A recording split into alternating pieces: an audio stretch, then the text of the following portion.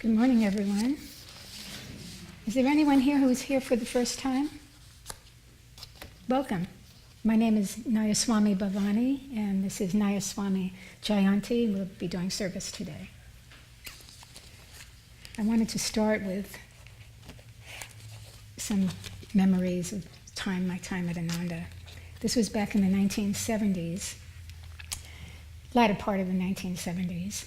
And I was living in the Sacramento area, but I had found Ananda, and I made some regular visits up there.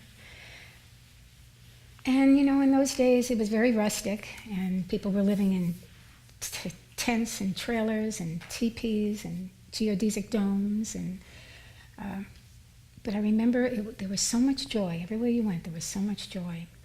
And everybody there, who we now know as, the established leadership of Ananda, everybody was new at that time and working on developing their spiritual life and really getting strong in their commitment and lifestyle. And I loved going up there. So I wanted to share with you some things that really made an impression on me way back then. 3 things in particular. The first thing was everybody took their shoes off before they went into the temple or into any of the rooms. And I loved it. I've always been somebody who takes my shoes off before I go into any room. And here everybody was doing it. And I thought, oh, there must be some esoteric reason why they do this. So I finally grabbed somebody and asked them. And they said, well, we live in the woods. And our shoes get very dirty and dusty. And so we just don't want to track it into the house. And so I thought, oh, well, that makes total sense. Nothing esoteric about it, but okay, made sense. The second thing was something that was really important to me, and that was that every time a service ended or a meditation ended, everybody bowed toward the altar. And in those days, there weren't any chairs in the temple. Everybody sat on the floor. And so it was, again, the most natural thing to just bow down, to prostrate in acknowledgement of God's presence at the end of each time that we'd shared with each other. And it was something I had always wanted to do, but I had never found myself in an environment where that was being done. And there it was, in the most natural way, and I just loved it. The third thing was I kept hearing this term, opportunities for growth. Opportunities for growth. And I didn't quite know what that meant. But little by little, as I paid attention to it, I began to realize that that was how everybody at Ananda referred to their tests and their challenges. And I loved it because this idea of tests being natural and necessary for spiritual attainment was a new concept for me. So today's subject, entitled How We Should Meet Our Tests, I just remember back to how joyful everybody was, and I thought, well, it can't be that bad, having tests and meeting them. So the subject itself is very important, but I think we could get very, somber and serious about it. But I didn't really want to have that take on it because Ananda means bliss, and it just seemed like everything we do and the way we do it is all about finding the joy in it. And so, in preparing for this talk today, I looked through many of Yogananda's writings. And, he wrote a lot on tests and how to take them and how to pass them. And I found some recurring themes. Number 1, Yogananda repeatedly reminds us that if a test has come to us, it is ours. It is our karma. And I remember years ago when I was married to a fellow yogi, and as things would come up, one of us would say, oh, that must be your karma. And the other one would say, oh, no, that has to be your karma. That couldn't possibly be my karma. And then we'd laugh because we knew it was both our karmas. But again, just taking these things, coming in stride and just knowing, okay, they're going to come. And so this is not a bad thing that these tests come up. It's a good thing, especially because as devotees, we realize that before we can become fully realized in God, we must work out our karma. So it's helpful to relate to our tests not as obstacles, but opportunities for growth. The other day I read somewhere it said, the only way to pass the test is to take the test. I'm going to remember that one. So I wanted to approach today's subject from a very positive vantage point. Another thing that came up in Master's writings was, the key to meeting our tests successfully is to practice calmness. And I found this very simple direction surprising, because I think we all think of our troubles of being quite, complex, quite complex, especially ours, not anybody else's. But Master just, cut right through that. He would just approach the subject quite simply. He said, calmness comes when we know unequivocally that we are in God's hands. He is aware of our difficulties and knows that each test we face is for our soul's growth. So tests are not punishments. They come to us to bring about balance and understanding. And they're just an indication that we still have more karma to work out. You all know this. Master taught that conditions are essentially neutral. They're not good, they're not bad. It's what we make of them, how we relate to them, that we may define them as good or bad. But what's really important is who we become as a result of those experiences, those conditions, those challenges. So I think Master's simple solution to meeting our tests through calmness is just brilliant and practical and doable. He neatly diverts us from the endless details of our travails and directs us to raise our awareness above ego consciousness, to seek the solution to our problems at a higher level. That's what he's trying to get us to do. Another quote, Master says, in ego awareness, we concentrate on the problem. In uplifted awareness, we find the solution. What may initially seem like a serious test disappears when one uplifts their consciousness and keeps it there. The subject is also addressed in the Bhagavad Gita because, of course, tests have always been a part of the human condition. And in the Bhagavad Gita, Krishna says, the man of self-control, roaming among material concerns, but devoid of attraction and repulsion, attains an unshakable inner calmness. In higher consciousness, one can feel God's presence, feel God's support and comfort, and most of all, receive his guidance. So I want to share with you today some practical suggestions for having your life become more peaceful and centered all the time. Throughout the years, I've found these reference points very handy in staying the course for myself. And I made a list based on Master's teachings, and I find it very interesting that every one of the points that I came up with start with the letter S. So the first one is sadhana, and that means spiritual practice. And I got my first very important lesson on the importance of spiritual practice many years ago, again, way back in the 70s.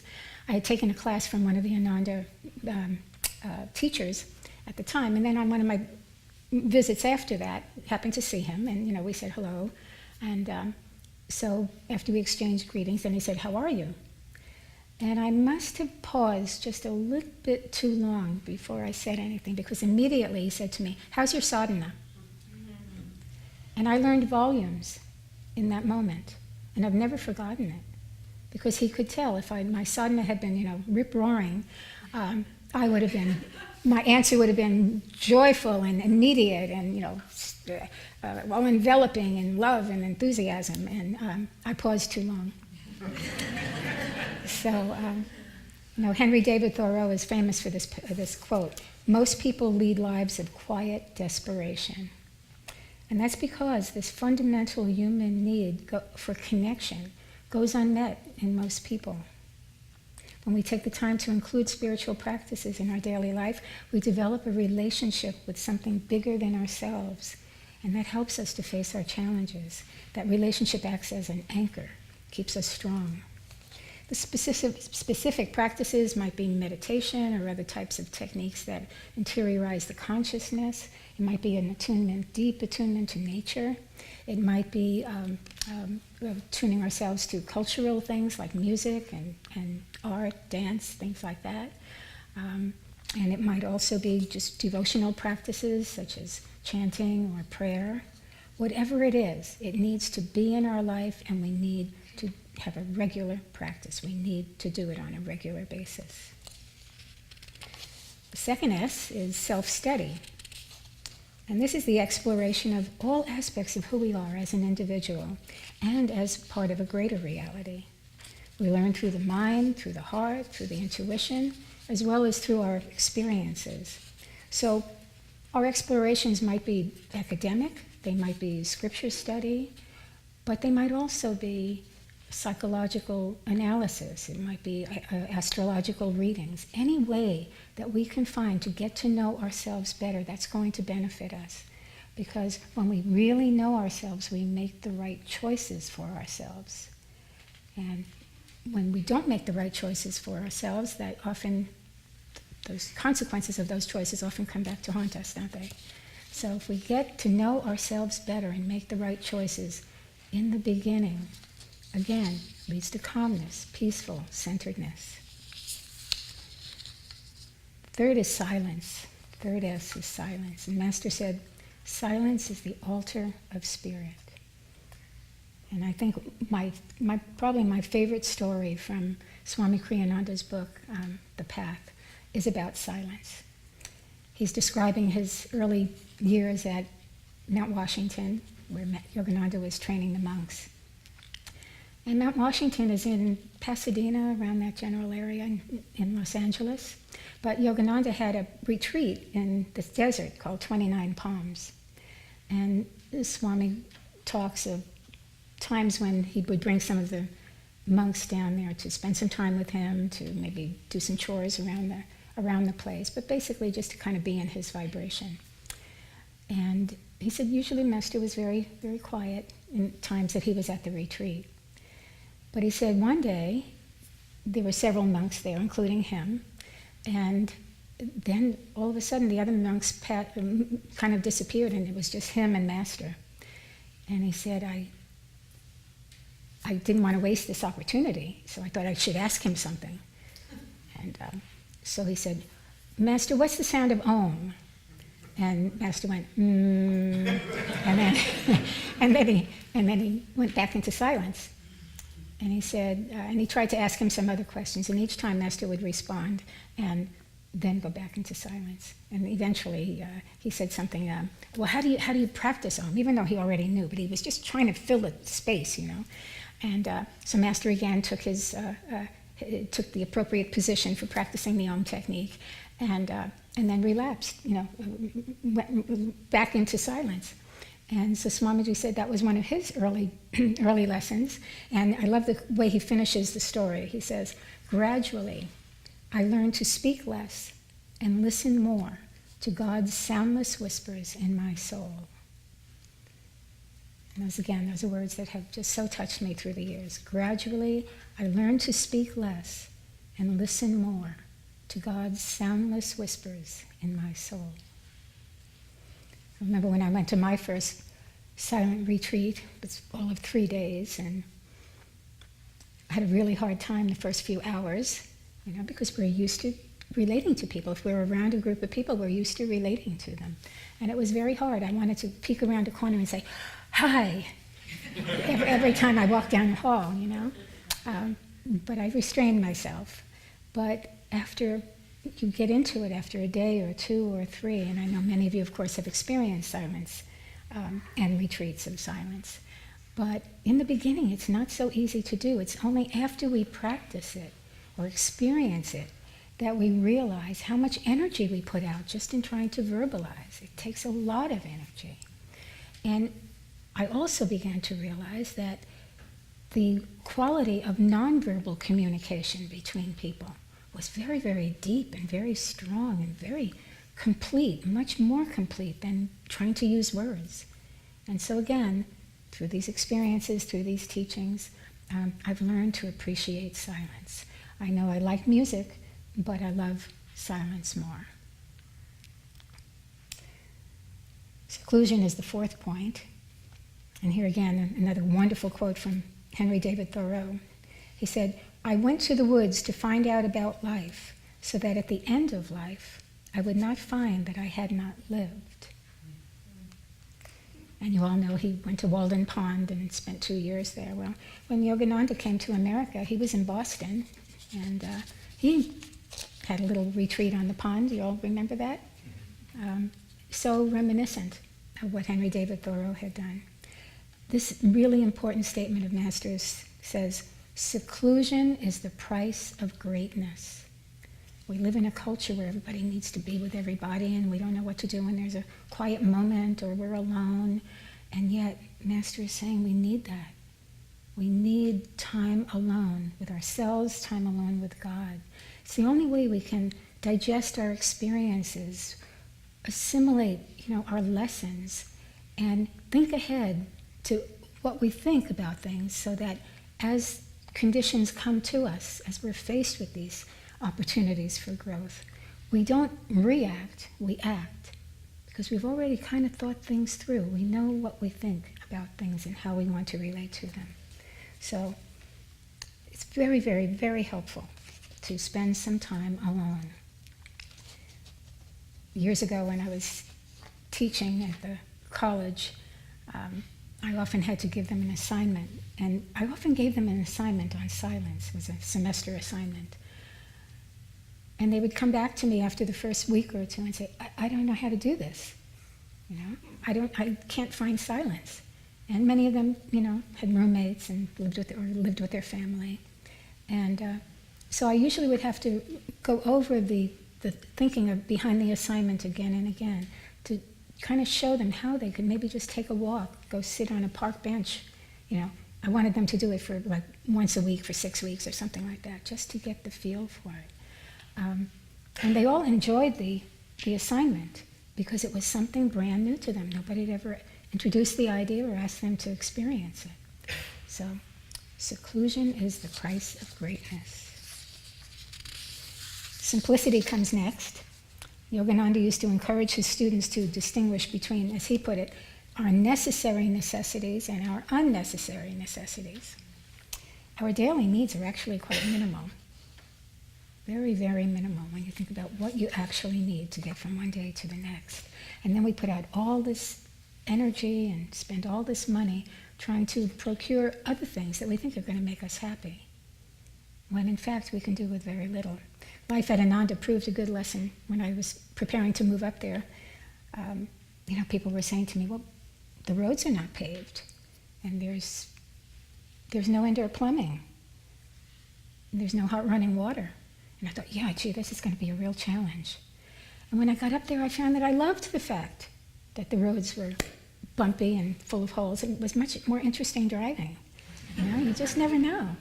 And it never bothered me one bit that the lack of plumbing brought us to outhouses, That didn't even seem like an inconvenience.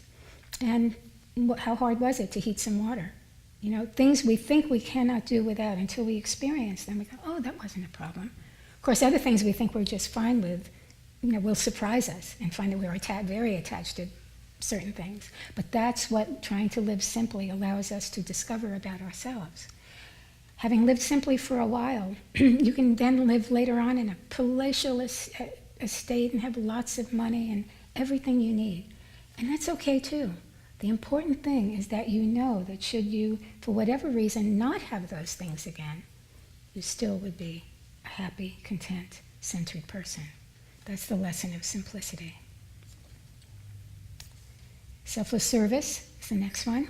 And I call this the unitive vision. That's my own coinage of wording.